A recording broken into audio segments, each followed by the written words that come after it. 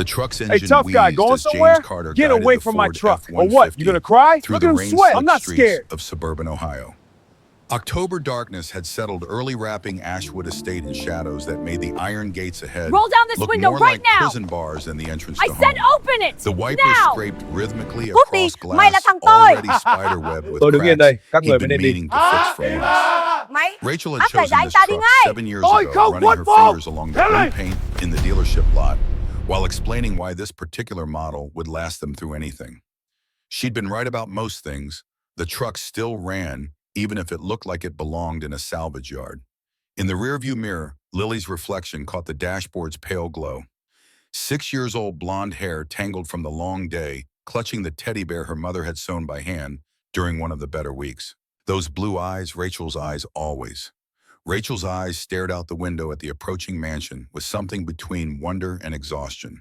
They'd been driving for 3 hours, detouring through fast food in a park where Lily had insisted on swinging until the sun disappeared. Anything to delay the moment when he'd have to explain that home was this enormous place her mother had designed from a hospice bed, every room a love Roll letter down this Lily was window too right young to now! read. The security said booth open it! materialized through the Now! mist at exactly 8:30. James eased off the accelerator, watching a figure emerge from the illuminated box. The man wore a crisp uniform, clipboard already in hand, eyes scanning the truck with an expression James recognized from 1,000 encounters, that particular blend of confusion and contempt reserved for vehicles that didn't match zip codes. Derek Stone, according to the nameplate visible even at this distance, carried himself Roll like down someone this who'd window spent right now! years enforcing rules he'd I never said questioned. open it! Former Now! cop James guessed. They had a look. The window crank protested as James lowered the glass. Rain immediately began speckling his sleeve cold enough to raise goosebumps. Derek leaned in close enough that James caught the coffee on his breath mixed with something sharper. His gaze traveled from James's worn flannel shirt to the fast food bags crumpled on the passenger seat, to Lily in the back, then returned to the truck's rusted fender with undisguised disdain.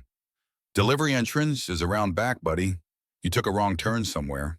James kept his voice level, a skill of 20 years of being underestimated had honed to reflex. I'm James Carter. I own the Ashwood Estate. We're coming home. The laugh that erupted from Derek's throat had edges sharp enough to cut. It bounced off the truck's interior, making Lily shift in her seat. The teddy bear's button eye caught the light as she hugged it closer. Right, and I'm the president. Derek tapped his clipboard against the truck's hood, the metallic sound deliberate. Look, I don't know what game you're playing, but this neighborhood has standards. You need to turn this heap around before we have to make this official. Behind Derek, 2 younger guards emerged from the booth.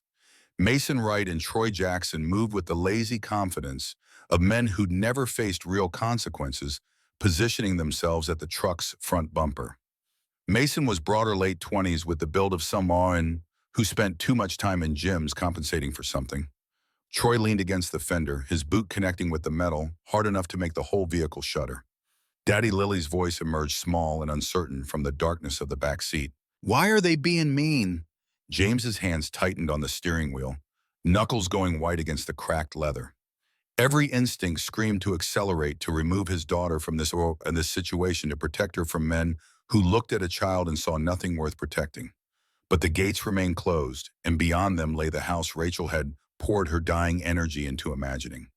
Running now meant abandoning everything she'd fought to give them. It's okay, sweetheart. Stay in your seat. Nothing's wrong. But everything was wrong. The pattern was so familiar it had its own rhythm. The skeptical once-over, the dismissive tone, the assumption that appearance told the whole story.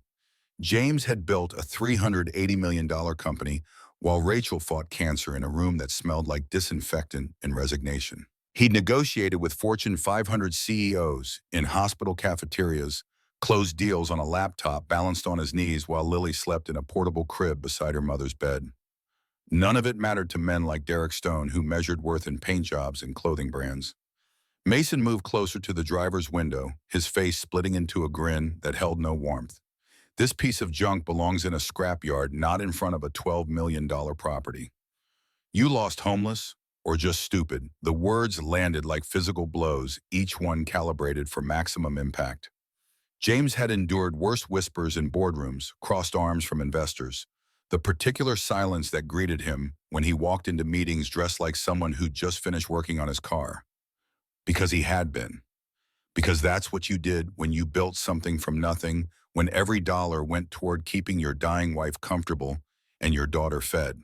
In the back seat, Lily's breathing quickened. James could see her in the mirror, small hands gripping the teddy bear so tight her knuckles matched his. She was trying not to cry, holding it in the way she'd learned during those long months watching her mother fade, when crying meant disturbing the few peaceful moments Rachel managed to find. I need you to open the gate. James kept his tone flat factual. This is my property. Check your records. Derek pulled out his radio, thumb hovering over the call button. We've got a situation at the main entrance. Possible trespasser claiming ownership. He looked back at James with theatrical pity. Mr. The man who owns this estate is worth more than you'll see in 10 lifetimes. He doesn't drive something held together with rust and prayer. People are more than what they drive. Not around here, they're not. The radio crackled as Derek keyed it again, but before he could speak, headlights swept across the scene. A Mercedes S-Class, white and gleaming like it had just rolled off a showroom floor, pulled up behind the truck. The engine's purr was so refined it made the Ford's death rattle seem even more pathetic by comparison. The door opened with the kind of solid thunk that announced serious money. Catherine Blackwood emerged as if stepping onto a stage, every movement rehearsed for maximum effect. The white Chanel dress probably cost more than most people's monthly mortgage. Her hair was arranged in a perfect bob, not a strand out of place despite the rain. Louboutin heels clicked against wet pavement as she approached, and James watched Derek straighten reflexively, clipboard clutched like a shield. What's the holdup? Catherine's voice carried the particular impatience of someone used to problems evaporating at her approach. I have dinner reservations at 8:45. Derek practically saluted. Sorry, Mrs. Blackwood. Just dealing with a situation. This gentleman claims he owns the Thornwood estate. The laugh that erupted from Catherine's perfectly lipstick mouth could have frosted glass. It echoed across the quiet street, bouncing off the iron gates and the manicured hedges that lined the entrance. She walked to James's window, each step deliberate, and leaned down to peer inside the truck. Her gaze cataloged everything: the McDonald's wrappers, the coffee stains on the cup holder, James's flannel shirt with its frayed collar, Lily in the back, clutching her worn teddy bear. The assessment took perhaps 3 seconds, but felt comprehensive enough to fill a dossier. Is that so? Her eyes met James's, and he saw in them something he recognized from 1,000 business negotiations, someone calculating angles, searching for leverage already 3 moves ahead. And who exactly are you supposed to be, James Carter? Never heard of you. Catherine straightened one hand on her hip in a pose that suggested she'd invented skepticism. That doesn't change who I am. Let me explain something to you, Mr. Carter, if that's even your real name. She gestured at the truck, at him, at everything his existence represented in this moment. This neighborhood has standards. We have expectations. Those expectations do not include whatever this is. I understand you have expectations, but I own this property. I have the deed, the purchase documents. You have nothing. Catherine's voice dropped 20 degrees in temperature. Except a rusted truck, a delusional story, and apparently a child you've dragged into your little scheme. The words hit James like a physical force, his jaw clenched, teeth grinding together hard enough to hurt. Behind him, Lily made a sound small, frightened, the kind of whimper she used to make when Rachel's medication wore off and the pain became too much to hide. My daughter isn't part of any scheme. Then why is she here? Catherine's eyebrow arched in question, the gesture practiced to perfection. Because she's my daughter, and this is our home. Catherine stepped back, shaking her head with the kind of slow, deliberate motion usually reserved for dealing with the hopelessly confused. Derek, I want this man removed from the premises immediately. Yes, ma'am. Derek moved toward the driver's side door, one hand dropping to his belt where various tools of enforcement hung. Sir, you need to step out of the vehicle. I'm not stepping anywhere. This is my property. Sir, I won't ask again. From the back seat, Lily's voice cracked through the tension. Daddy, Daddy, I'm scared. The sound of his daughter's fear did something to James's chest, a physical tightening that made breathing difficult. He looked in the rearview mirror at this small person, this piece of Rachel that remained in the world, pressed against the seat, with terror written across her face. She'd already lost her mother. She'd already spent 2 years learning that the world was full of pain and absence. And now these people, these strangers, were teaching her that her father couldn't protect her, that the home her mother designed for her was a place they'd be turned away from. It's okay, sweetheart. Everything's going to be okay. Doesn't look okay from where I'm standing. Catherine crossed her arms, the diamonds on her watch catching the security lights. Perhaps you should listen to the nice officers before this gets any more embarrassing for you. Mason yanked the driver's door open, the hinges protesting with a metallic screech. Out. Now, James didn't move. His hands remained on the steering wheel, knuckles white, every muscle locked in place. This was the moment. This was where most people backed down, where the combination of authority and social pressure proved too much. He'd seen it happen in business, watch competitors fold when the pressure mounted. But Rachel had taught him something during those endless hospital nights, that silence could be its own form of strength, that sometimes the most powerful response was simply refusing to comply with injustice. I set out. Mason's hand closed around James's arm, pulling hard enough to make the shoulder joint protest. James stumbled out of the truck, catching himself against the door. The rain hit his face, immediately cold and insistent. Behind him, he heard Lily scrambling in her seat, trying to reach the door handle, with small fingers that couldn't quite manage the mechanism. Daddy! The scream was pure terror, the sound of a child who'd already lost too much, watching the world try to take more. Stay in the car, baby. Don't move. But Lily was already moving, and Derek started toward the rear of the truck. Might want to check on the kid, make sure she's not stolen. The word landed like a bomb. Stolen. They thought he'd stolen his own daughter. These men were looking at a father and child and seeing a crime in progress. Some scenario their prejudice had constructed from the truck's rust and James's worn clothes. Don't you touch her. The words came out low, controlled, but carrying something underneath that made Mason hesitate. Don't you dare touch my daughter. Sir, we need to verify. Derek's hand was on the rear door handle. Verify what? She's my child. Her mother died 2 years ago, and I've raised her alone every single day since. I've fed her, clothed her, held her when she cried for her mommy in the middle of the night. Don't you tell me she's not mine. The rain picked up, hammering against metal and pavement. Derek paused, radio halfway to his mouth. Mason's grip loosened slightly. Even Troy stopped leaning against the truck and stood straighter, something in James's voice cutting through their assumptions. Catherine moved forward, unmoved by the scene. Emotional manipulation, classic con artist technique. She turned to the guards. Don't fall for it. Call the police and call Child Protective Services. The words hit like a second bomb. CPS. They wanted to take Lily. They were going to pull her from the truck, separate them, put his daughter through the trauma of being examined by strangers who'd been told her father was a criminal. She'd already watched her mother die, slowly, painfully, over 18 months. Already learned that people you love disappear and never come back. And now this. You can't do that. James heard the desperation creeping into his own voice, hated himself for it, couldn't stop it. I can do whatever I want to protect this community. Catherine's smile held no warmth. Where's your proof, Mr. Carter? Where's your documentation, your identification in my wallet? And you expect us to believe some fake ID and forged papers? They're not forged. Everyone says that. A crowd had begun to gather, neighbors emerging from expensive homes drawn by the commotion. Some held phones recording. Others whispered to each other, heads shaking. James could hear fragments of their conversations drifting through the rain. Doesn't look like he belongs here. Poor kid must be terrified. Security should just arrest him already. The weight of their judgment pressed down like physical force. James had spent his entire life being measured against surfaces, his clothes, his car, his background. He'd built secure net solutions from nothing, working 18-hour days while Rachel fought for every breath.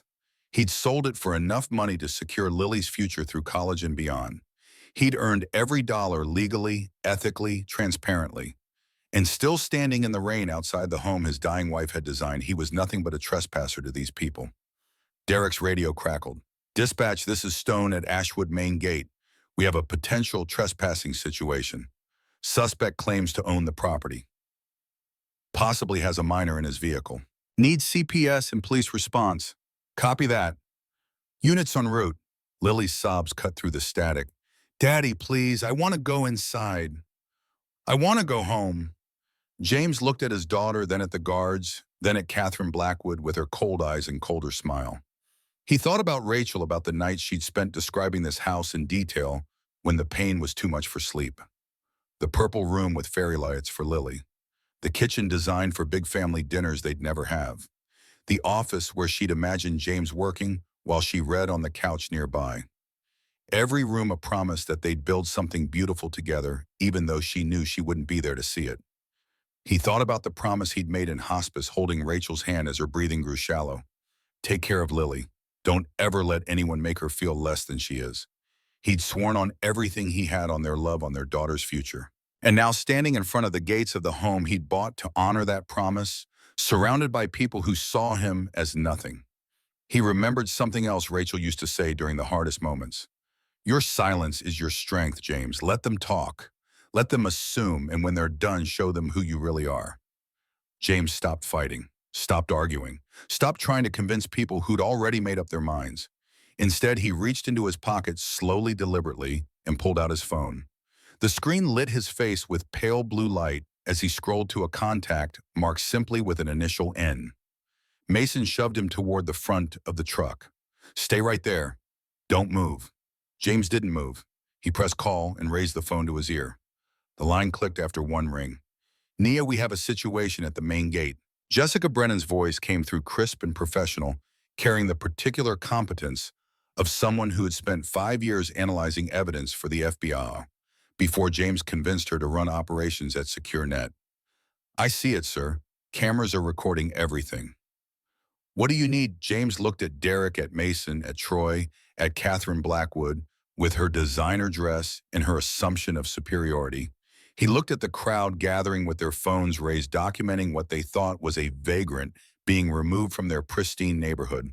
And he looked at Lily in the back seat, tears streaming down her face, clutching the teddy bear her mother had made when her hands could barely hold a needle. Pull their files, all of them. Prepare termination notices for the entire security detail. Derek's face went white. Now wait just a minute. Effective immediately. James's voice never rose above conversational volume. Revoke all access codes. Disable all badges. And Naya, he paused, letting the silence stretch. Make sure it's documented. Every word, every action, every threat they made to my daughter. I want it all on record. Understood, sir. Processing now. The gate's security panel flickered to life with a soft chime that cut through the rain and the murmurs of the crowd. Everyone froze, the guards, Catherine, even the bystanders with their phones. The screen beside the gate illuminated with cool blue light, and a mechanical whir filled the air as something activated within the system. A red beam swept across the driveway, pausing briefly on each face. Derek, Mason, Troy, Catherine. The gathering crowd, and finally James. The light turned green. A smooth, feminine voice spoke from hidden speakers, clear and unmistakable in the evening quiet. Facial recognition confirmed. Welcome home, Mr. Carter. Nobody moved. Catherine's smile faltered. Derek's hand dropped from the door handle. Mason took an involuntary step back. The phones kept recording, but the whispers had stopped. What did it just say? Someone in the crowd murmured. The screen displayed a photograph, James in a suit, shaking hands with Ohio's governor at a technology summit, a ribbon-cutting ceremony for SecureNet's headquarters visible in the background. Below it, text scrolled in clean white letters. Owner James Carter, access unlimited, security clearance level 10. Derek shook his head, rain streaming down his face. That's got to be a glitch. The system's been acting up. It's not a glitch. James's voice remained quiet, steady. Absolutely certain. It's military-grade facial recognition. I helped design it. Catherine stepped forward, composure cracking at the edges. You're lying. You hacked it somehow. This is exactly what I'd expect from someone like you. Someone like me. James looked at her for a long moment, rain plastering his hair to his forehead, flannel shirt soaked through. You know exactly what I mean. I know you think you do. Someone like me built a cybersecurity company from nothing. Someone like me sold that company for $380 million. Someone like me bought this house 6 months ago because my dying wife dreamed about it. He paused, letting the words settle over the crowd, the guards. Catherine's increasingly uncertain expression. Someone like me is the reason you have a security system at all, Mrs. Blackwood. My company installed it. The color drained from Catherine's face. The crowd's whispers turned to gasps. Phones lifted higher, recording every second. From the back seat of the truck, Lily's small voice broke through the silence. "Daddy, are we going home now?" James walked to the rear door and opened it gently. Lily scrambled into his arms, burying her face in his neck, her small body shaking with residual fear. He held her close, one hand cradling the back of her head, feeling the dampness of tears against his throat. "It's okay, baby. We're home now. No one's going to hurt us." He turned to face the crowd one last time, his daughter in his arms, rain falling around them like a curtain separating this moment from everything that came before. When he spoke, his voice carried across the driveway, calm and clear. "You looked at my truck and saw a poor man. You looked at my clothes and saw a con artist. You looked at my daughter and saw a kidnapping victim." His eyes moved from face to face in the crowd, cataloging their expressions: shame, shock, discomfort.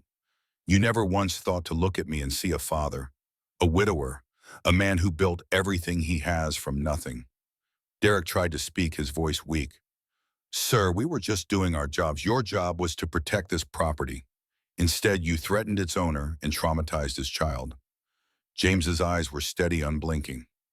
"You had one job, and you failed." The radio on Derek's belt crackled one final time. Then it went silent.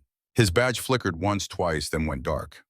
The light that had gleamed on his uniform for however many years he'd worked this gate simply died. "Access revoked," Nia's voice announced from the gate speakers, clinical and final. "Employment terminated.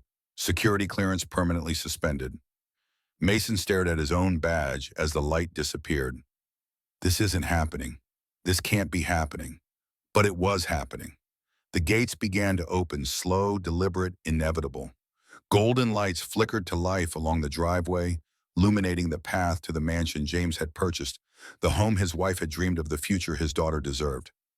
Catherine stumbled backward, her heel catching on the wet pavement. This can't be." "It is." James shifted Lily's weight in his arms, feeling her heartbeat against his chest gradually slow, from panic to something approaching calm. And as he walked toward the open gates, the message hung heavy in the night air, for everyone present to hear, for everyone recording to replay, for everyone who judged him to remember. He didn't look back. Looking back meant acknowledging them, and they'd lost that privilege the moment they made his daughter scream. Lily's arms wrapped tight around his neck, her face still buried against his shoulder, but her breathing had steadied. The trembling had stopped. "Daddy," the word emerged muffled against his wet shirt. "Are the mean people gone? They can't hurt us anymore, sweetheart. Promise." James pressed his lips to her forehead, tasting rain and the strawberry shampoo Patricia had used that morning when she'd helped get Lily ready for the big move. "I promise." But even as the words left his mouth, he heard footsteps behind them. Fast, determined. The click of heels on pavement getting closer. Catherine Blackwood wasn't done. "You can't just walk away from this." Her voice cut through the night air like shattered glass. James stopped but didn't turn around. "Open this gate. I'm the HOA president. I have rights. You have nothing." James said it quietly, still facing the house. "Not anymore. This isn't over, Mr. Carter." Catherine's voice rose, the carefully maintained composure finally breaking. "I'll have lawyers here by morning. I'll have the police investigate you. I'll have every news outlet in the city asking questions about how a man like you suddenly owns a mansion like this." James turned slowly. Catherine stood on the other side of the iron bars, her perfect hair coming loose from its arrangement, the white dress smudged where she'd grabbed the gate. Her eyes, those cold, calculating eyes, had gone wild with something between fury and desperation. "A man like me." James repeated the phrase, tasting its weight. "Tell me, Mrs. Blackwood, what kind of man am I? You know exactly what I mean. Say it." The invitation hung in the air between them, a challenge neither of them could walk away from. "I don't have to say anything. You've been saying it all night. With every look, every assumption, every time you glanced at my truck, my clothes, my daughter." James adjusted Lily in his arms, feeling her grip tighten reflexively. "So say it out loud, on camera." He gestured toward the security cameras positioned along the gate, their red lights blinking steadily, recording everything for posterity, and more importantly, for evidence. Catherine's mouth opened, then closed. For the first time since stepping out of her Mercedes, uncertainty flickered across her face, the recognition that she stood on a precipice between what she believed and what she could prove, between her assumptions and the consequences of voicing them. That's what I thought. James shifted Lily's weight again, her small form somehow both heavy and weightless in his arms. You're brave enough to think it, brave enough to act on it, but you're not brave enough to own it.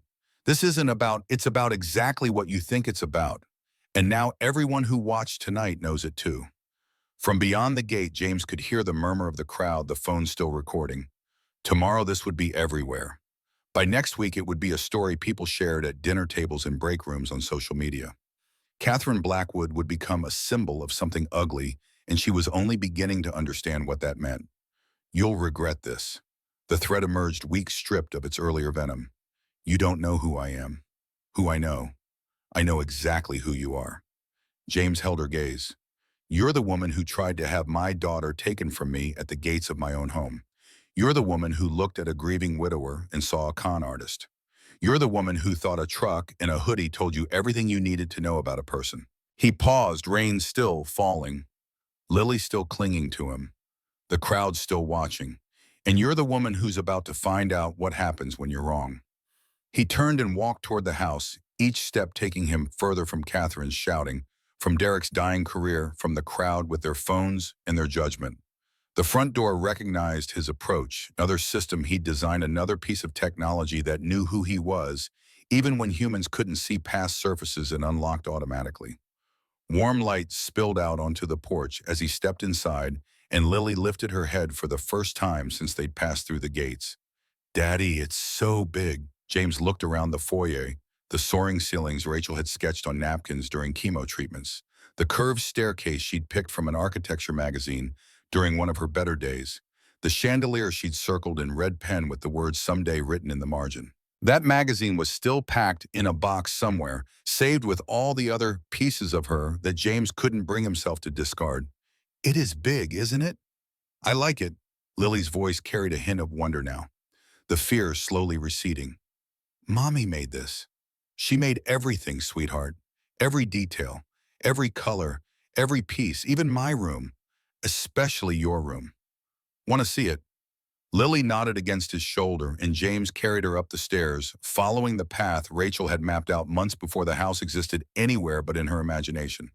Second floor, third door on the left, purple walls with white trim curtains she'd ordered from a catalog, while hooked to an IV drip.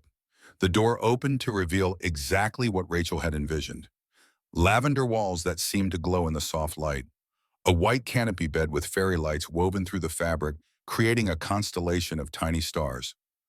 Purple curtains with silver star patterns that caught the light and shimmered. And in the corner, a white bookshelf filled with books Rachel had selected during those final months. Stories she'd never get to read aloud, characters she'd never get to introduce, worlds she'd built for their daughter to discover without her. Lily's eyes went wide. It's like a princess room. James set her down gently on the bed, watching as she lay back and spread her arms wide, staring up at the canopy and the fairy lights twinkling above her. That's because you are a princess. Mommy's princess.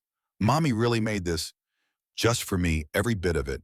She picked the color, the bed, the lights, even these curtains with the stars. Lily's hand reached out to touch the fabric, fingers tracing the silver patterns. Do you think she can see it from heaven? The question hit James like a fist to the sternum, knocking the air from his lungs. He sat on the edge of the bed, one hand finding Lily's small fingers. I think she sees you every single day, sweetheart. I think she watches over you, and she's so proud of the little girl you're becoming. I miss her. I miss her too. Why did she have to go away? It was the question Lily asked at least once a week, the question James still didn't have a good answer for. How do you explain cancer to a 6-year-old? How do you make sense of something that makes no sense at all? Sometimes people get sick in a way that doctors can't fix. It's not fair. It's not right. But it happens. James chose each word carefully, knowing they'd be inadequate, but hoping they'd be enough. And when it happened to Mommy, she fought so hard, baby. Every single day. Because she wanted to stay with us. She wanted to watch you grow up. But she couldn't. No, she couldn't. But before she left, she made me promise something. What did she promise? James brushed a strand of hair from Lily's forehead, seeing Rachel's features reflected back at him. The shape of her eyes, the curve of her smile, all the pieces of the woman he'd loved preserved in this small person who would grow up without her. She made me promise to take care of you, to love you enough for both of us, to make sure you always knew how special you are and how much she loved you, that you could do anything you set your mind to. He smiled despite the tightness in his throat. And she made me promise to never let anyone make you feel less than you are. Lily was quiet for a moment, processing. Is that why you got mad at the mean lady? I wasn't mad, sweetheart. You looked mad. I was protective. There's a difference. What's the difference? When someone you love is in danger, you do whatever you have to do to keep them safe. That's not anger. That's love. It's love that makes you strong when you need to be. Is that why you were so quiet? Because love made you strong out of the mouths of children, James thought. Rachel used to say the same thing, that his silence was a kind of strength, that his refusal to engage with provocations was its own form of power. Something like that. Mommy used to say that too. Lily's eyelids were growing heavy, the adrenaline and fear of the evening finally giving way to exhaustion. She said when other people yelled, you just got more quiet, and that's how she knew you were serious. James laughed softly despite everything. Your mommy was very smart. I know. Lily yawned, her small body relaxing into the bed Rachel had chosen, surrounded by the room Rachel had designed, safe in the house Rachel had built from imagination and determination and love that outlasted her own mortality. Daddy, yeah, baby? Are the mean people going to come back? James looked at his daughter, this perfect, precious child who'd already lost so much, who deserved to feel safe, who deserved a home where no one could touch her or threaten her or make her afraid. No, sweetheart, they're not coming back. I won't let them. Promise, I promise. Within minutes, Lily's breathing slowed into the steady rhythm of sleep. James sat beside her for a long time, watching her chest rise and fall, letting the silence of the house settle around him. His phone buzzed in his pocket, probably Naya, with updates on the termination process, probably news alerts as the footage started spreading online, probably the beginning of the media storm he'd just unleashed. But for this moment, sitting in his daughter's room, while she slept peacefully for the first time in their new home, James let it all wait. The battles ahead could wait. The consequences could wait. Everything could wait while he simply existed here in this space Rachel had created with the child they'd made together, sleeping safe beneath fairy lights. Eventually, he stood and walked to the window. From here, he could see the main gate in the street beyond. The crowd had thinned, but not disappeared. A few news vans had arrived, their satellite dishes pointed skyward. Reporters clustered near the entrance, probably getting statements from anyone willing to talk. Catherine's Mercedes was gone, but Derek and the other guards still stood near the booth, probably trying to process what had just happened to their lives. James's phone continued buzzing. He pulled it out and scrolled through the notifications. Naya had sent a status update, all security badges, deactivated access codes, revoked termination paperwork filed electronically. David Morrison had called 3 times and left a voicemail. The first Twitter mentions were appearing, hashtags forming around the confrontation. Someone had already posted a video with over 50,000 views in the 20 minutes since it ended. One text stood out from the others. Unknown number. Just 4 words that made his blood run cold. We need to talk. Tomorrow. 7 a.m. It was from Derek Stone. Morning arrived with helicopters. The rhythmic thump of rotor blades pulled James from the shallow sleep he'd managed in Rachel's chair, the reading chair she'd picked for the master bedroom, positioned by the window where she'd imagined watching sunrise while he slept. He'd never made it to the bed. Instead, he'd sat in her chair all night, staring at specifications and contract documents that proved ownership beyond any reasonable doubt, watching the view count on various videos climb past 2 million. Lily's voice carried down the hallway, bright and unconcerned with the chaos brewing outside. Daddy, there are big, loud things in the sky. James pushed himself up, joints protesting the night, spent in a position the human spine wasn't designed for. Through the window, he counted 3 news helicopters, circling like vultures over fresh carrion. The street below had transformed into a media encampment. Satellite trucks lined both sides. Reporters doing stand-ups with the mansion as backdrop photographers with telephoto lenses aimed at every window. His phone showed 47 missed calls. Texts from numbers he didn't recognize, offering exclusive interviews, book deals, podcast appearances. One from a Hollywood agent suggesting his story would make compelling cinema. Another from a true crime documentarian wanting to explore the psychology of discrimination in affluent communities. The internet had taken his moment of humiliation and transformed it into content, stripped it for parts, turned his daughter's terror into engagement metrics. The only message that mattered sat at the top of his notifications. Derek Stone, time-stamped at 6:53. Summit Street Coffee, I'll be waiting. Patricia Hayes arrived precisely at 7, her Honda Civic looking almost defiant, parked among the news vans. She'd texted ahead warning that getting through the media gauntlet required both persistence and selective deafness.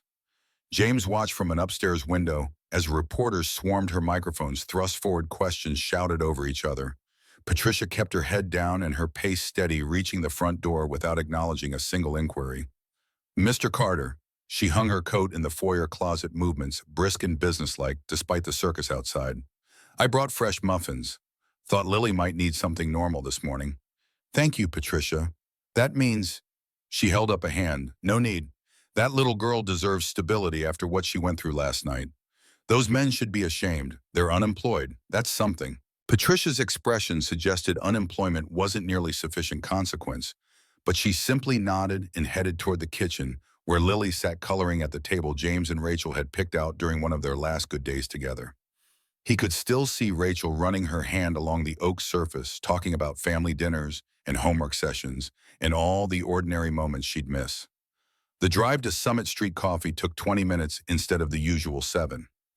James had to navigate around news vans, dodge reporters who recognized the truck despite, or perhaps because of its notoriety, and ignore shouted questions about his net worth, his company, his plans for legal action.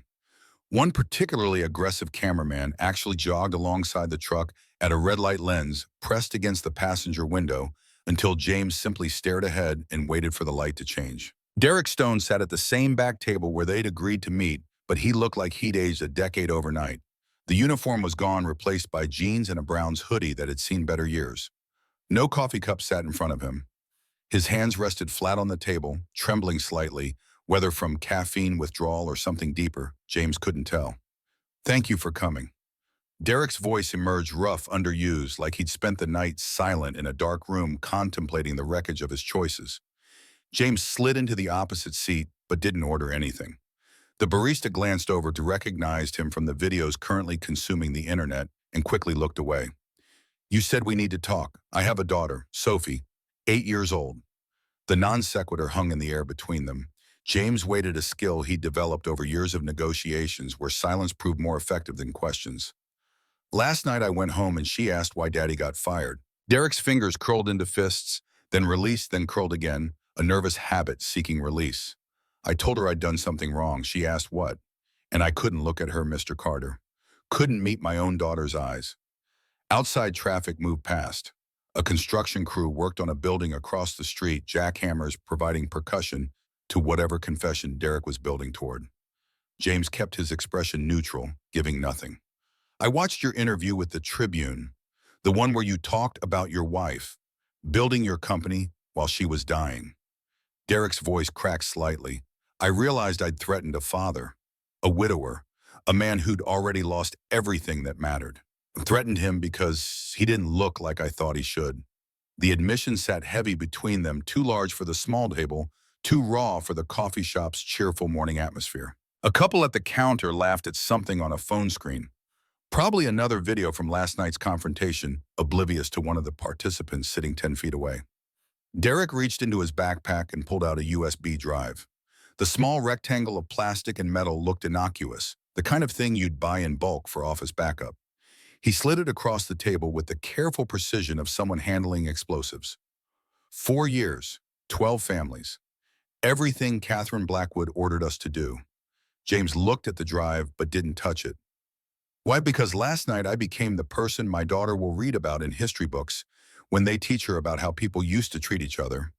Derek's laugh held no humor. And because you need to know this wasn't isolated, you were just the one who had the resources to fight back. The drive sat between them like evidence at a crime scene. James finally reached out and picked it up, feeling its negligible weight so small to contain so much damage. This will destroy you too. You know that? I know. But maybe when Sophie asked what Daddy did after he got fired, I can tell her he tried to make it right. James pocketed the drive and stood. Derek remained seated staring at the table's scarred surface. Mr. Carter, James paused. I'm sorry. I'm genuinely, truly sorry for everything. For scaring your daughter. For judging you. For being exactly what's wrong with people. The apology hung in the air, sincere but insufficient, the kind of words that acknowledge damage without repairing it. James thought about forgiveness, about grace, about whether either concept applied when the harm had been witnessed by millions and inflicted on a 6-year-old who'd already learned too much about the world's cruelty. Thank you for the apology. I'm not ready to accept it yet, but thank you. He left Derek sitting alone in the coffee shop and drove back through the media gauntlet, the USB drive burning in his pocket like smuggled contraband. Naya was already in the home office when James arrived, her laptop surrounded by 3 monitors she'd set up overnight, fingers flying across keyboards with the fluid competence of someone who'd spent years processing evidence for federal investigations. Red hair pulled back in a messy bun, freckles standing out against pale skin that suggested too many hours under fluorescent lights. Boss. She didn't look up from the screens. You're going to want to see this. The monitors displayed a digital nightmare. Spreadsheets tracked families by address, listing, stop frequencies, and violation types with bureaucratic precision. Emails documented Catherine's instructions with timestamps in red receipts. But the audio files were what made James's hands curl into fists. Nia clicked play on the first recording. Catherine's voice emerged crystal clear. No distortion, no ambiguity. Derek, there's a black family looking at the house on Elm Street. I need you to ensure they don't feel welcome if they move in. A pause. Derek's response carried hesitation. Ma'am, I'm not sure. Catherine cut him off with the impatience of someone used to obedience. I'm not asking you to do anything illegal. I'm asking you to do your job. Patrol that area more frequently. Stop them at the gate every single time they come through. Check their IDs repeatedly. Make it clear that certain people don't belong here. Naya stopped the recording. That's from June 2022. The Johnsons. They sold their house 4 months later, took an $80,000 loss. She pulled up another file. This is the Williamson family, March 2020. Listen, Catherine's voice, again, same clinical tone, discussing human beings like pest control problems. The family with the Appalachian accents and the pickup trucks. I want noise complaints filed every week. Make them understand this neighborhood has standards they can't meet. James leaned against the desk, feeling sick. How many recordings? 47 audio files. Catherine apparently recorded her own instructions for documentation purposes. Probably insurance in case the guards tried to throw her under the bus later. The irony would be funny if it wasn't so damning. Naya clicked through more files, emails, spreadsheets, property records. The pattern emerged with sickening clarity. Catherine hadn't just discriminated.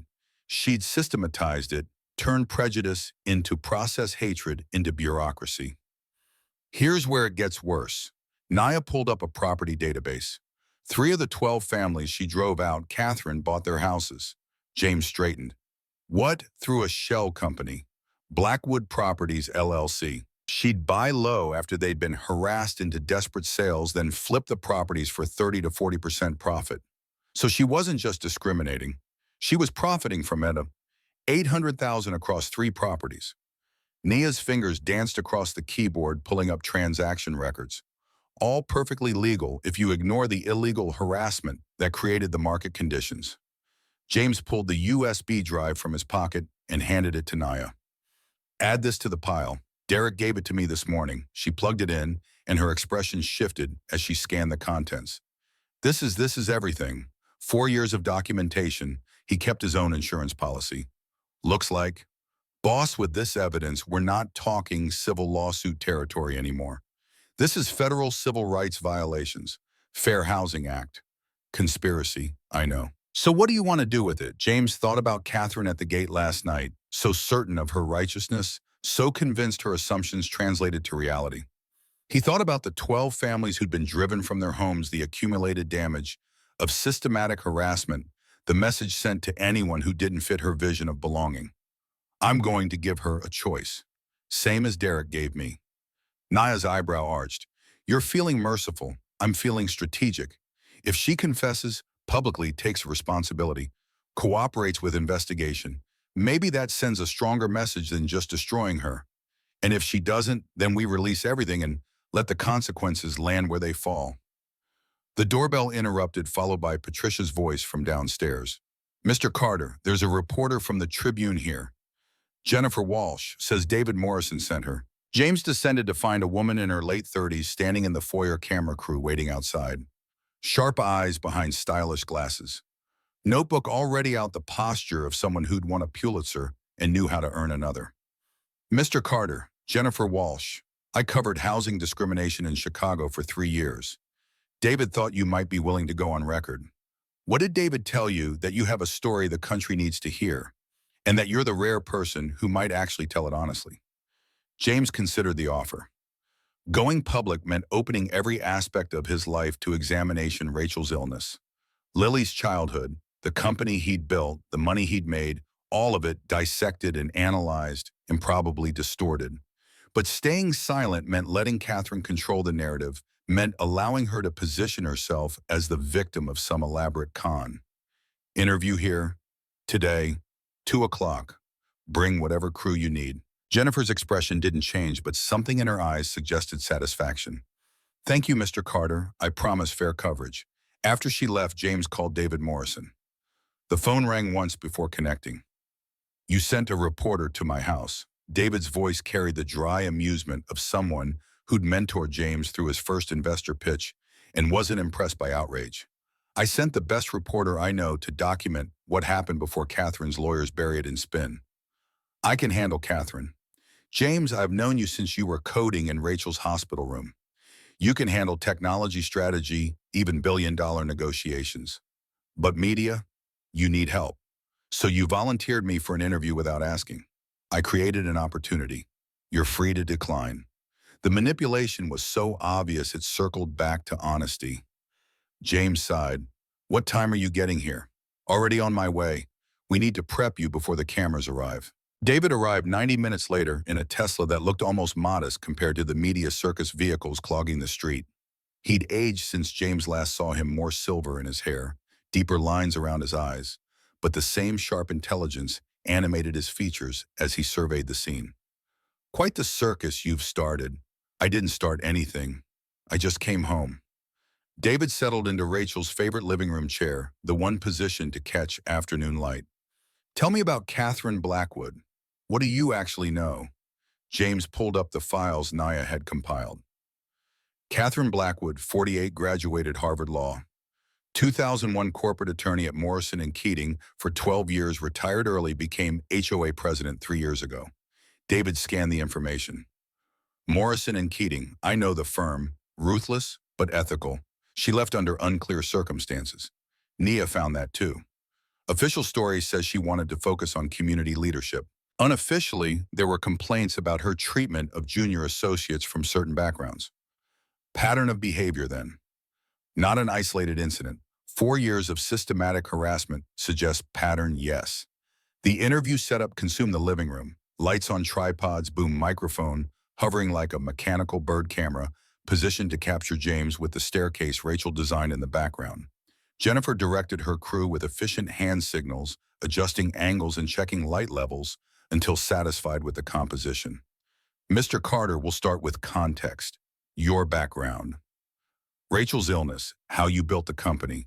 Then we'll move to last night's events. James sat in the designated chair, suddenly aware of every camera currently documenting his existence. Somewhere online, people were already forming opinions based on fragments and assumptions. This interview would either reinforce their judgments or challenge them to reconsider. No pressure. Jennifer settled across from him, notebook open, but ignored her attention, completely focused. Tell me about Rachel. The question bypassed all his prepared deflections and went straight to the center of everything. James felt his throat tighten. Rachel was a graphic designer. We met sophomore year at Ohio State. She could make anything, beautiful logos, websites, this entire house. She designed this house while sick, stage 4 ovarian cancer. Doctors gave her 12 to 18 months. She spent that time designing every room, every detail, everything she wanted the Lily to grow up with. Why this house specifically? because she knew she wouldn't be here. And she wanted to leave Lily something permanent, something that said, your mother loved you enough to build your future when she couldn't be part of it. Jennifer's expression softened imperceptibly. And you built your company during this time. I built it because of this time. Medical bills don't care that your wife is dying. Lily needed to eat, needed stability, needed a future. So I taught myself advanced cybersecurity, developed proprietary encryption protocols, worked 20-hour days while Rachel slept, and Lily played in hospital waiting rooms. The camera kept rolling, red light steady, documenting everything for strangers who'd never met Rachel, but would judge whether her memory deserved defense. Take me to last night. What happened when you arrived at the gate? James walked through the confrontation.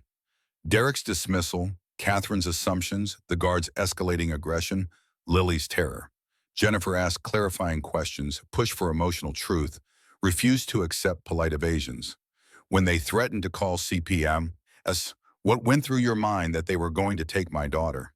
She'd already lost her mother, already learned that people you love disappear, and these strangers were going to traumatize her more, all because I don't dress like their idea of wealth. What do you want people to understand about what happened? That this wasn't about one night.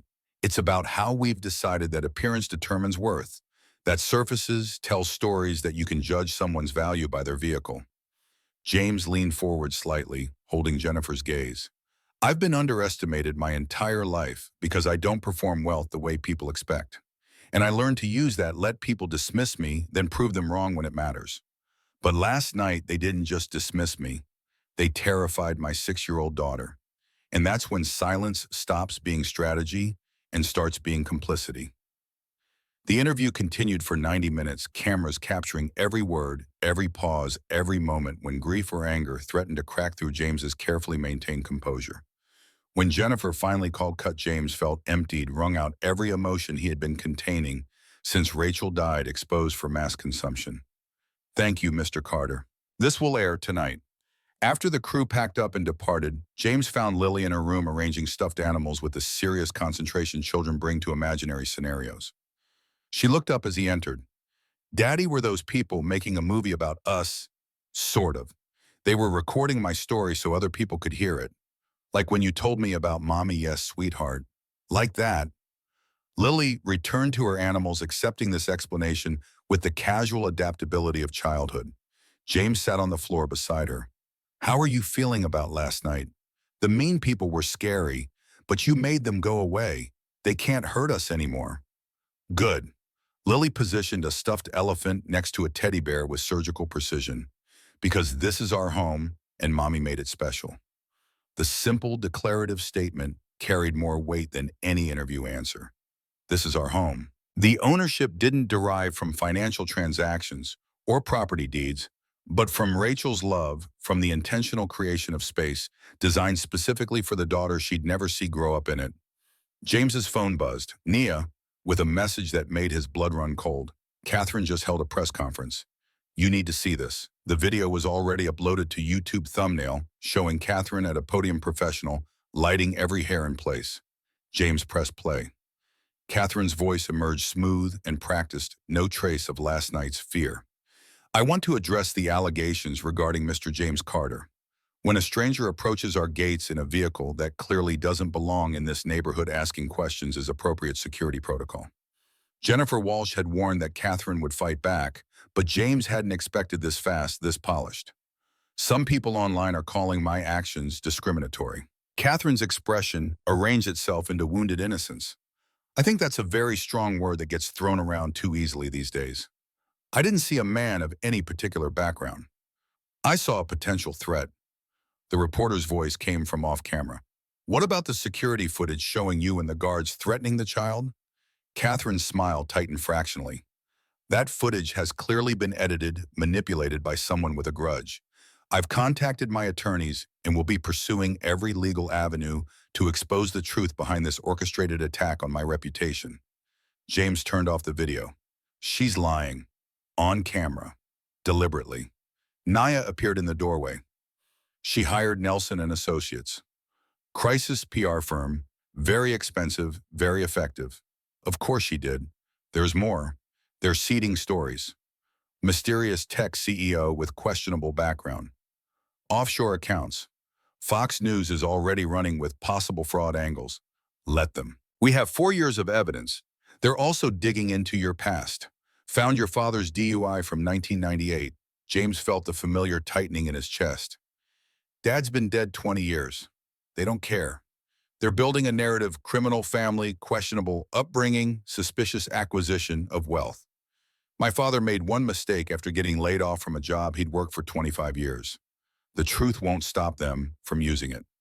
James stood and walked to the window overlooking the front gate. More news vans had arrived. A protest had formed, some people holding signs supporting him, others claiming he was a fraud, still others just there for the spectacle. America's favorite pastime, turning human suffering into entertainment. Get me everything we have on Catherine. I'm going to her house. Tonight, right now. Boss, that's not, if she wants to play media games, fine. But first, she's going to look me in the eye while I show her exactly what evidence we have. Then she can decide if lying to the cameras is worth federal charges. The drive to Catherine's house took 15 minutes through streets increasingly clogged with people drawn to the controversy like moths to flame. James recognized the neighborhood old money-established families' homes that had been passed down through generations rather than purchased. Catherine's house sat on a corner lot smaller than the mansion James owned, but meticulously maintained. Every shrub trimmed to geometric precision, every flower bed arranged with military exactitude, the welcome mat positioned at an angle that suggested measurement tools had been involved. He rang the doorbell and waited. Movement behind the frosted glass, a pause as she checked the peephole. Then the door opened to reveal Catherine in a cream suit, hair perfect, makeup flawless, as though she hadn't spent last night screaming at him through iron bars. "Mr. Carter," her voice carried surprise but not fear. "What are you doing here?" "We need to talk. I have nothing to say to you that my lawyers can't say better. You'll want to hear what I have before you make that decision." Something in his tone must have conveyed seriousness because Catherine stepped aside, allowing him into a living room that matched the exterior's precision. Everything coordinated, nothing out of place, the kind of space designed for magazines rather than living. "You have 5 minutes." James pulled out his phone and connected to her Wi-Fi, a small power move that made Catherine's eyes narrow. He brought up the audio file Naya had marked as most damning. "Derek, there's a black family looking at the house on Elm Street." Catherine's face went white as her own voice filled the room, clinical and cold, discussing human beings like pest control problems. "I need you to ensure they don't feel welcome if they move in." James let it play through Derek's hesitation and Catherine's insistence. Her instructions to patrol frequently check IDs, repeatedly make clear certain people didn't belong. "That recording was made without my consent." Catherine found her voice, though it emerged thinner than before. "It's inadmissible, maybe in court, but in the court of public opinion, in front of a grand jury investigating civil rights violations." He pulled up the property records. "You bought 3 of the houses from families you drove out. Made $800,000 profit. That's not just discrimination, Mrs. Blackwood. That's wire fraud." Catherine sat down heavily, the perfect posture finally cracking. "Where did you get this, Derek Stone?" "Mason Wright, your own security guards who documented everything as insurance. This can't be 4 years, 12 families. I have it all." The room fell silent except for the ticking of an antique clock on the mantel. Catherine stared at her hands, perfectly manicured nails clasping and unclasping in her lap. 48 hours. James kept his voice level, factual. Public apology and resignation from the HOA board. Full cooperation with any federal investigation. Or I release everything and let the FBI decide what charges fit. "You're bluffing about the FBI. Try me." Catherine looked up, and for the first time James saw past the armor to something underneath fear, desperation, the recognition that her carefully constructed world was collapsing. "I worked my entire life to build this. I can't let it fall apart. You should have thought about that before you made my daughter scream." The words landed like a physical blow. Catherine flinched, composure finally breaking completely. "You don't understand. I grew up poor, Mr. Carter. Really poor. The kind where you wear the same clothes to school every day and pretend you're not hungry because you're too ashamed to admit you didn't eat breakfast. So you decided to make other people feel that way?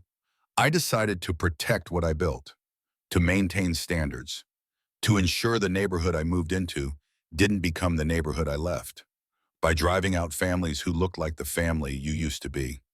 Catherine stood abruptly, walking to the window overlooking her perfectly maintained yard. I swore I'd never go back to that. Never be vulnerable again. Never let anyone look at me the way people looked at poor white trash from a trailer park. So you became the person doing the looking, the judging, the excluding. James stood as well, moving to face her directly. You weaponized your fear against innocent people.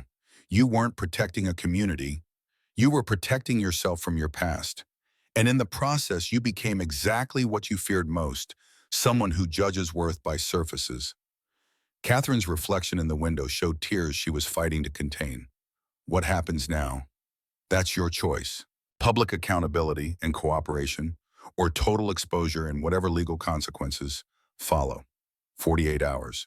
48 hours. James left her standing at the window and drove back through streets, now dark, illuminated only by news lights and the glow of phones recording everything. The media circus had grown. National networks had arrived, setting up for extended coverage, transforming a residential neighborhood into a broadcast center. Patricia met him at the door, expression grave. Lily's asleep, but Mr. Carter, you should know there are 3 families outside asking to speak with you. 3 families from the list, the ones Catherine drove out. They saw the news. James stepped onto the porch to find exactly what Patricia described: 3 groups huddled under umbrellas as rain began to fall.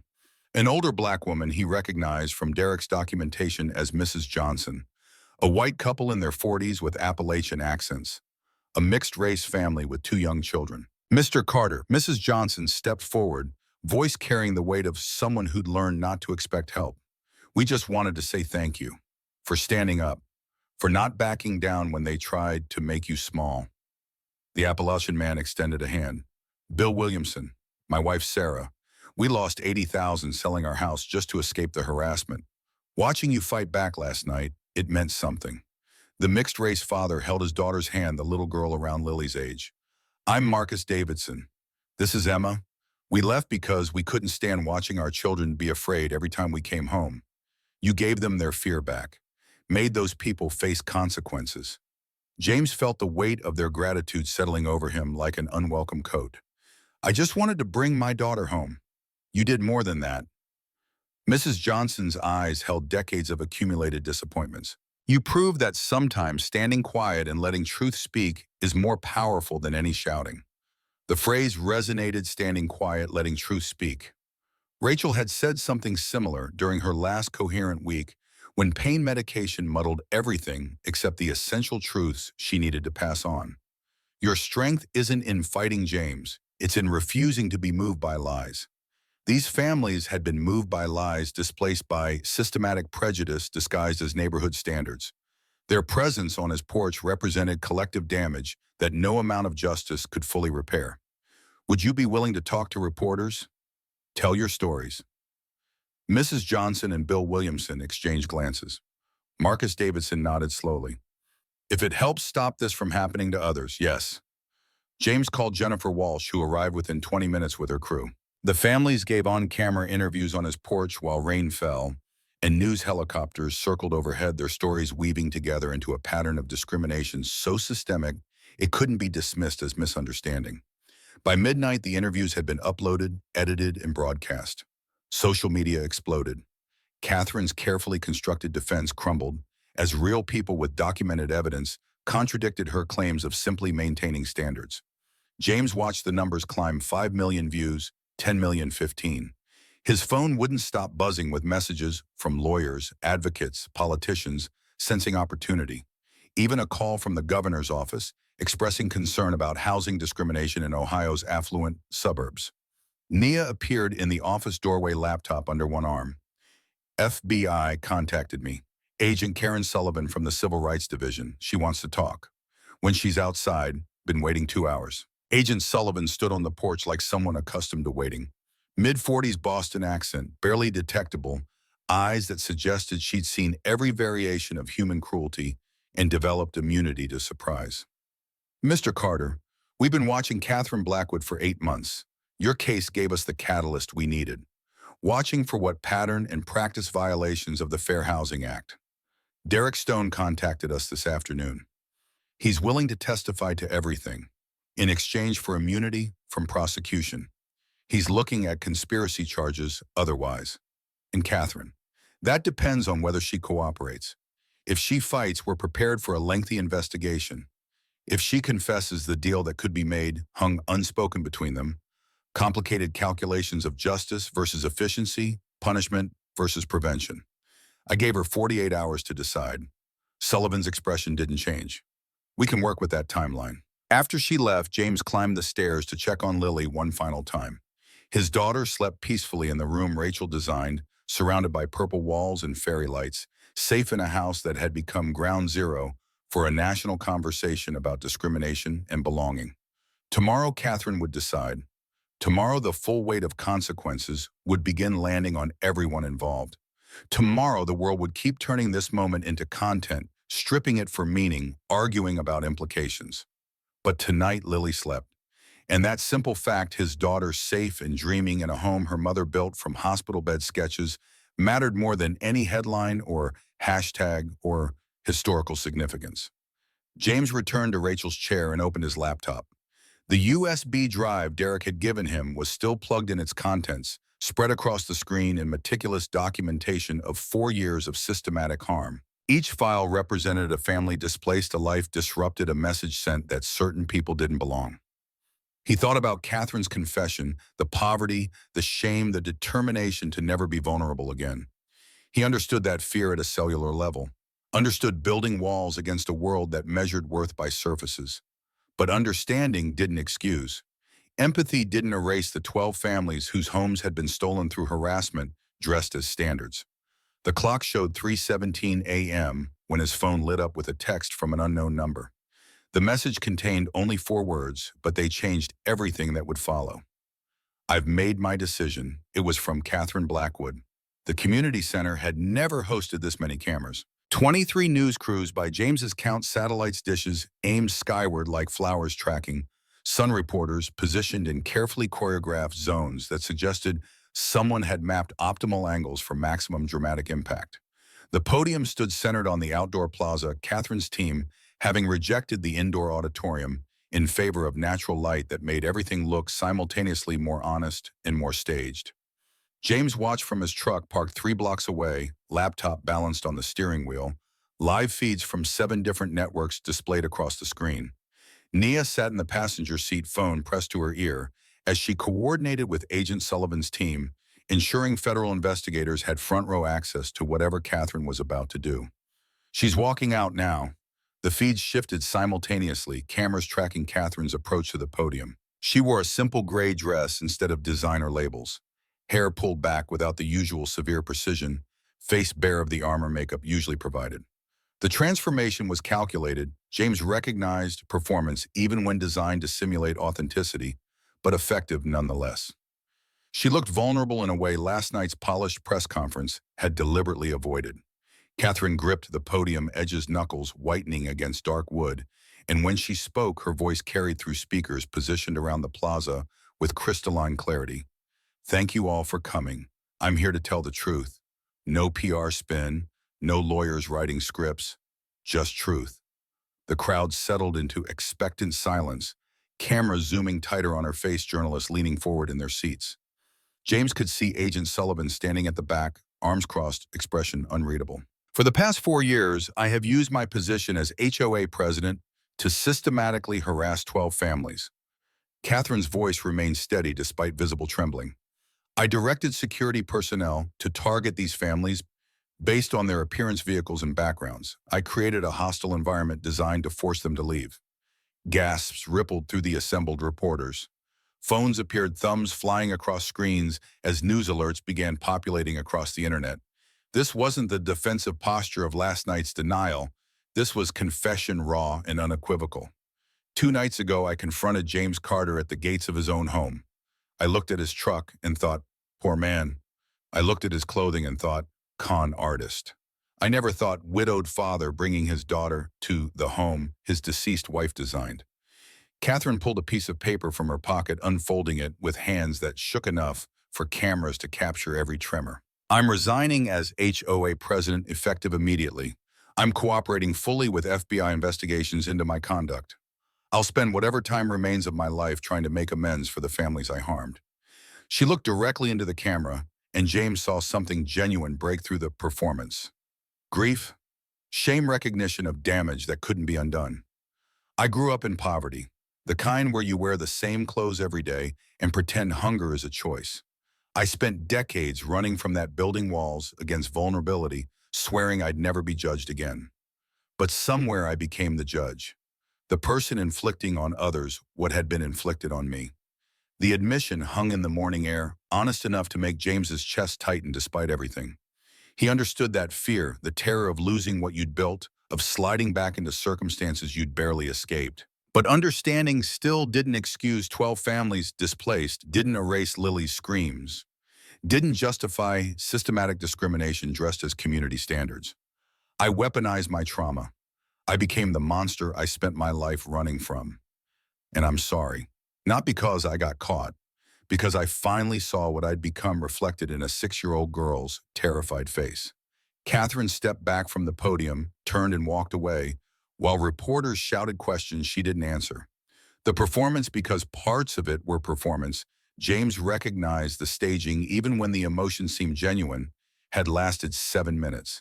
7 minutes to acknowledge 4 years of damage. 7 minutes to attempt redemption that might take decades to earn. Well, Naya closed her phone. She did it. Doesn't mean she's forgiven.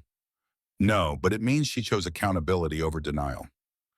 That's something. The news coverage exploded within minutes. Every network ran the confession, dissecting each phrase, analyzing her body language, debating whether public apology constituted adequate consequence. Social media split predictably, some praising her courage, others insisting too little too late, still others arguing this proved the system worked when powerful people faced accountability. James drove home through streets where the media presence had finally begun to thin. The story had moved from breaking news to ongoing coverage, the urgency shifting as journalists repositioned for analysis pieces and follow-up interviews. 3 weeks from now, this would be a footnote, a case study professors referenced in sociology courses, a moment people vaguely remembered when prompted. Patricia had Lily at the kitchen table when James entered, both of them elbow deep in some craft project involving glitter that would probably never completely leave the hardwood floors Rachel had selected for exactly this kind of chaotic creativity. Daddy, Lily held up a construction paper creation that might have been a castle or possibly a dragon. Look what we made. That's beautiful, sweetheart. The mean lady was on TV. Patricia said she said sorry. James knelt beside Lily's chair, meeting her at eye level. She did say sorry. Does that make you feel better? Lily considered this with the serious contemplation children bring to moral questions. Adults have complicated past clarity. Mommy used to say sorry is good, but fixing is better. The observation hit James with unexpected force. Rachel had said exactly that, usually while explaining to a 3-year-old Lily that apologizing for spilling juice was nice, but cleaning it up was nicer. Mommy was very smart. So the mean lady needs to fix things too. Yes, sweetheart, she does. Okay, Lily returned to her glitter project, satisfied that justice required both acknowledgement and action, a moral framework more sophisticated than most adults managed. Agent Sullivan called it 2:15. Catherine Blackwood has officially agreed to full cooperation. We're filing charges within the week. What's she looking at? Fair Housing Act violations carry up to a year per count. We have 12 families, multiple incidents per family. She's looking at serious time unless we work out a plea. And Derek Stone gets probation and community service in exchange for testimony. He's already signed the agreement. James thanked her and ended the call, staring at the phone as if it might reveal some clarity about whether this outcome constituted justice or merely closure, whether legal consequences address systemic problems or simply punish their most visible manifestation. David Morrison arrived that afternoon with news of a different sort. The major networks want you for morning shows. 60 Minutes Frontline, even some streaming documentaries. I'm not interested in being famous for being discriminated against. David settled into the chair James was starting to think of as the visitor's seat. Everyone who came to this house eventually ended up there, drawn by proximity to the fireplace Rachel had insisted would be the room's heart. This isn't about fame, it's about platform. You have an opportunity to speak to millions of people about how we judge worth by surfaces. I have a 6-year-old daughter who needs stability, not a father doing press tours. Fair point. David pulled out his tablet, scrolling through what looked like financial projections. Then let's talk about the Rachel Carter Memorial Scholarship. Instead, James leaned forward. What scholarship? The one you're going to establish. $2.5 million endowment, supporting single parents pursuing STEM degrees. Something concrete that turns this moment into lasting impact. The idea took shape as David outlined specifications, criteria, administration first recipient, selection process. By the time he finished, James could see it clearly. Rachel's name attached to opportunity, her memory funding futures for people fighting the same battles she'd faced when balancing design work with cancer treatment and childcare. I want the first award ceremony here, in this house. David smiled. Rachel would have liked that. 3 weeks passed before the federal courthouse processed Catherine's plea agreement. James attended the hearing with Nia sitting in the gallery while lawyers negotiated the terms of accountability. Catherine sat at the defense table in clothes so plain they bordered on performance hair, pulled back severely face-scrubbed of makeup, the visual opposite of the woman who'd emerged from a Mercedes and designer labels. The prosecutor outlined charges with clinical precision. 12 counts of Fair Housing Act violations, 3 counts of wire fraud related to property purchases, conspiracy to deprive civil rights. The litany of legal violations translated 4 years of systematic harm into federal code sections, reducing human damage to numbered statutes. Catherine's attorney, a public defender, James noted with interest, Catherine apparently having declined expensive representation in favor of demonstrating humility, argued for probation over incarceration. His client has cooperated fully, provided extensive documentation, shown genuine remorse. The judge, a black woman in her 60s, who'd probably encountered variations of Catherine's prejudice throughout her career, listened without visible reaction.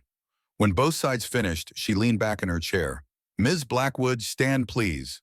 Catherine rose, hands clasped in front of her, posture radiating contrition that James suspected was at least partially genuine. "You've admitted to systematic discrimination spanning 4 years. You've acknowledged profiting from the displacement of families you deliberately made unwelcome. And you claim remorse." "Yes, Your Honor." "Remorse is easy after consequences arrive." The judge's voice carried weight earned through decades of evaluating sincerity. "I'm more interested in commitment to change." "I understand, Your Honor."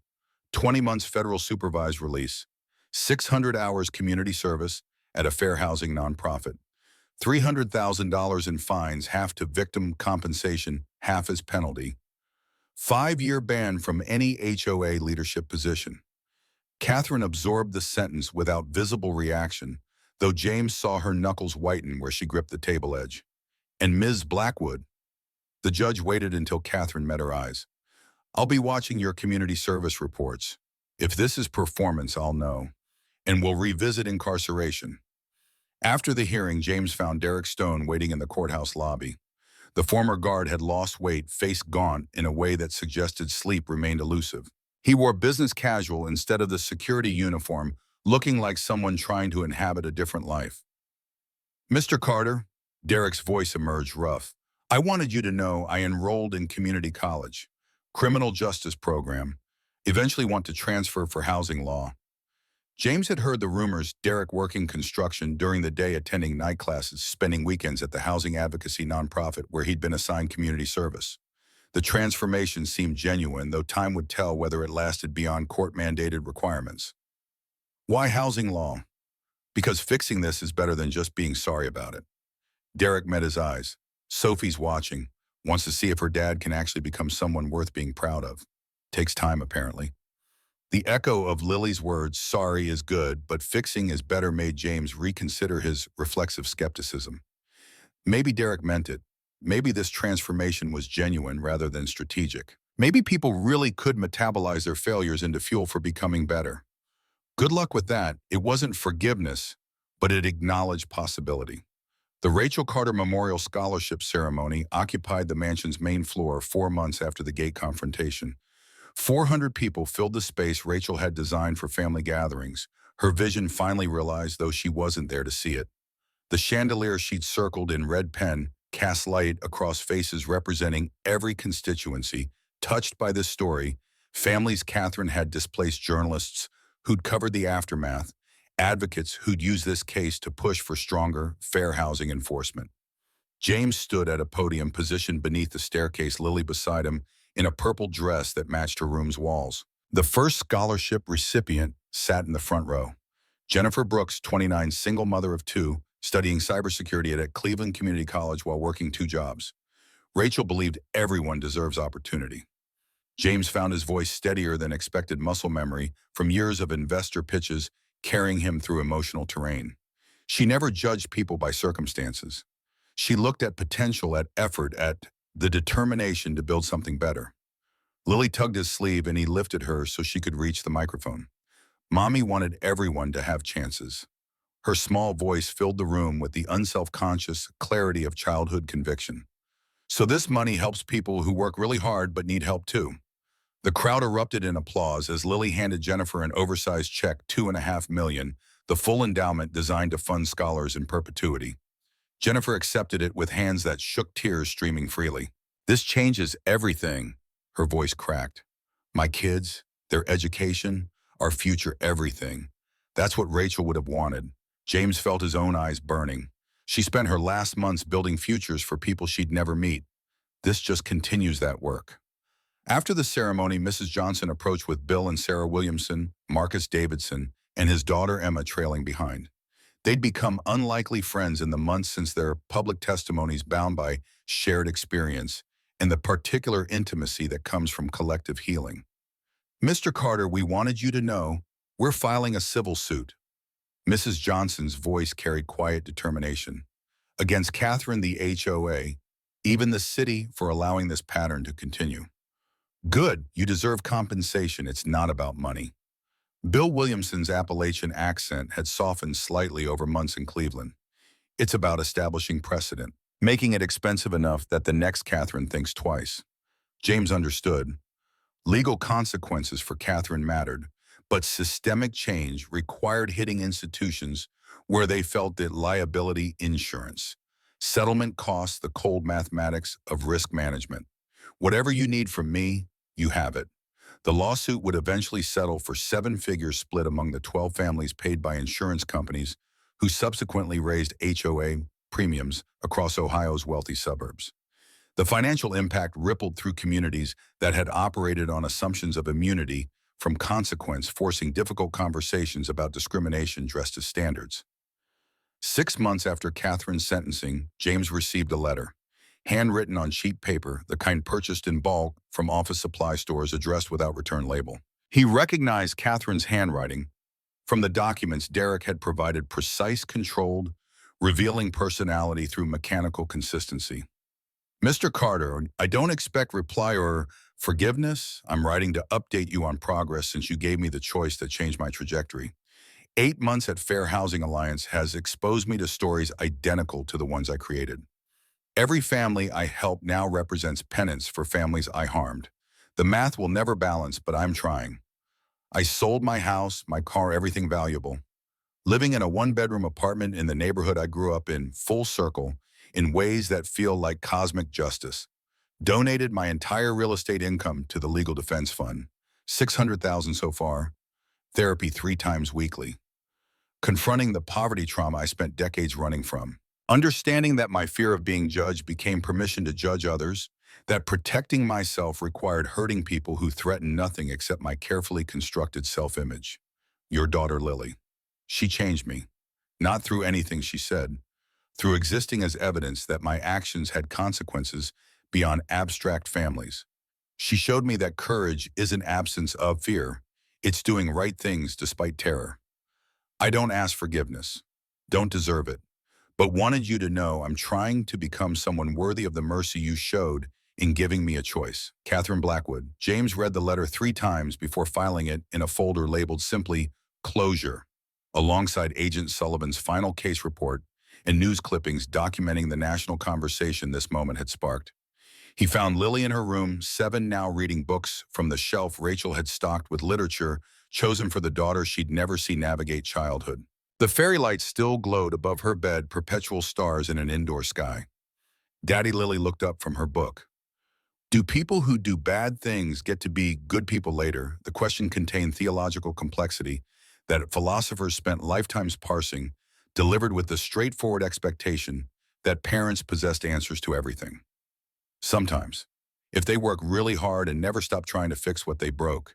Did the mean lady do that? James had considered Catherine's letter, her plea agreement, the $600,000 in donated income, the community service hours, logged at an organization dedicated to preventing exactly what she'd perpetrated.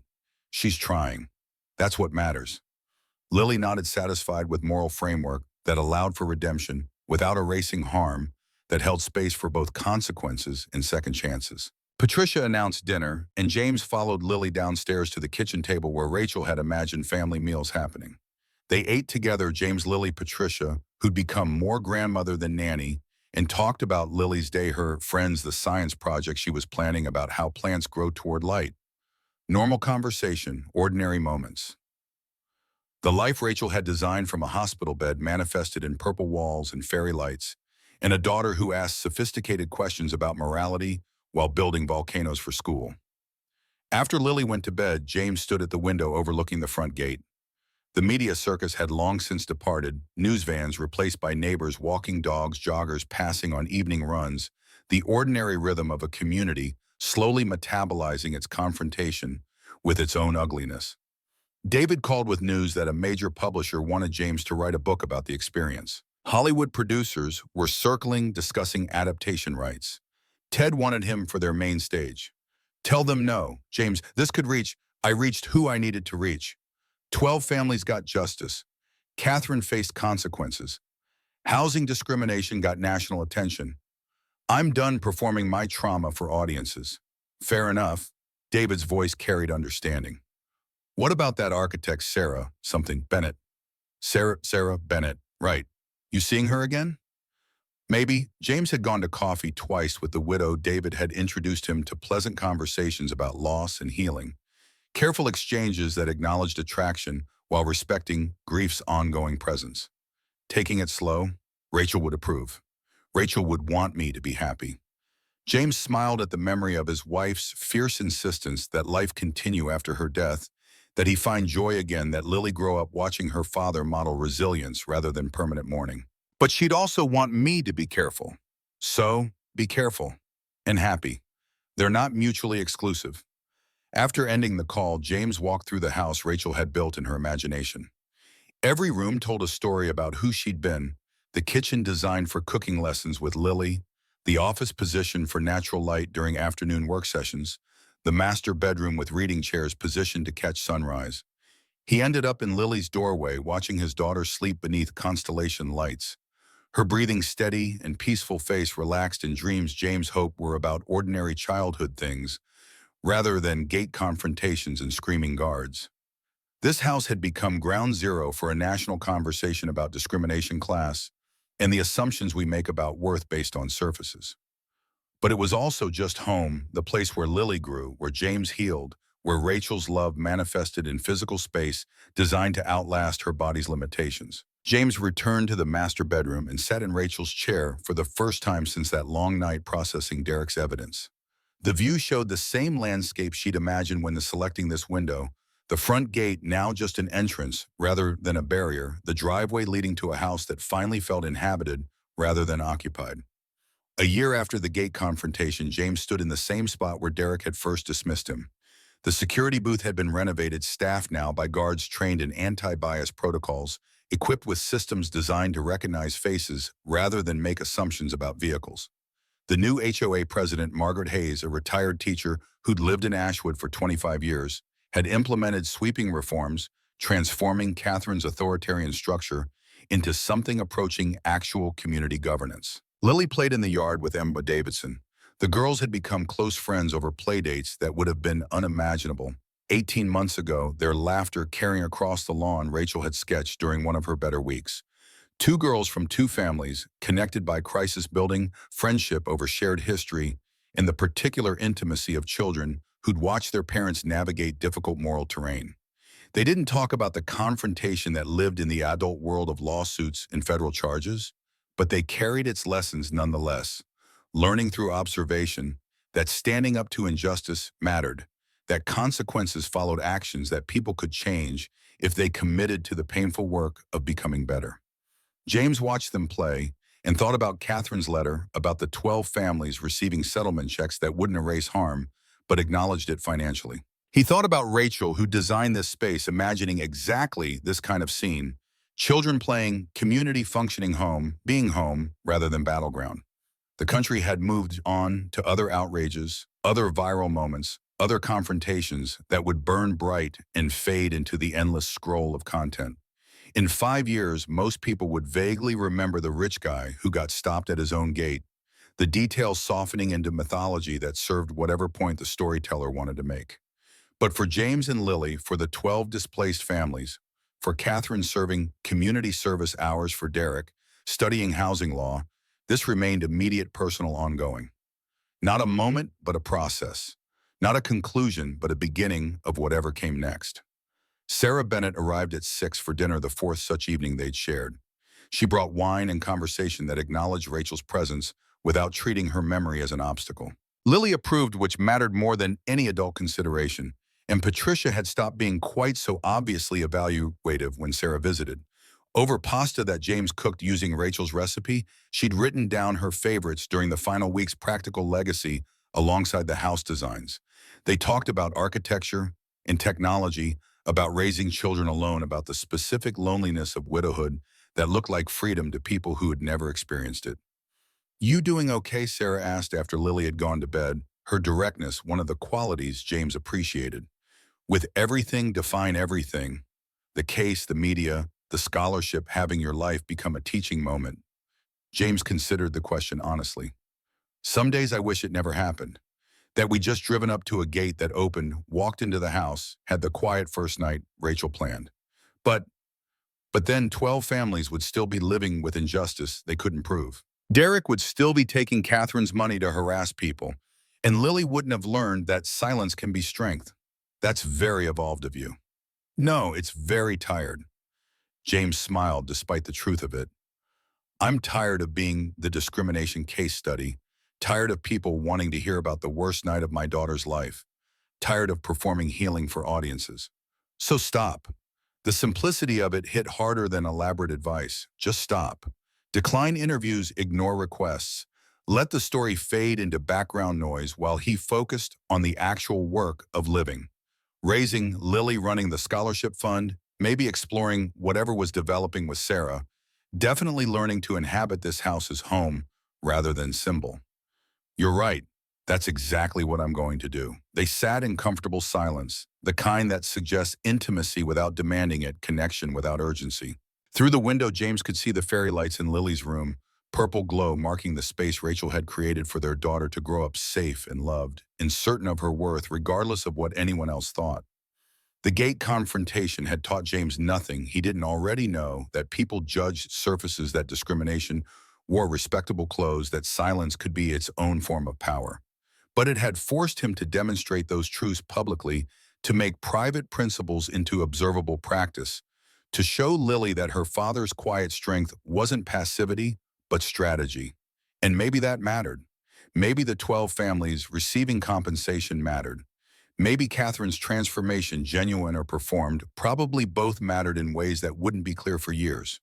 Or maybe it was all just a moment soon forgotten, leaving behind nothing but this house and this daughter, and this life Rachel had designed to continue without her. Either way, James thought, watching Lily's fairy lights glow against darkening sky, watching Sarah smile at something on her phone, feeling the weight of promises kept and futures unfolding, either way they were home. And that was enough.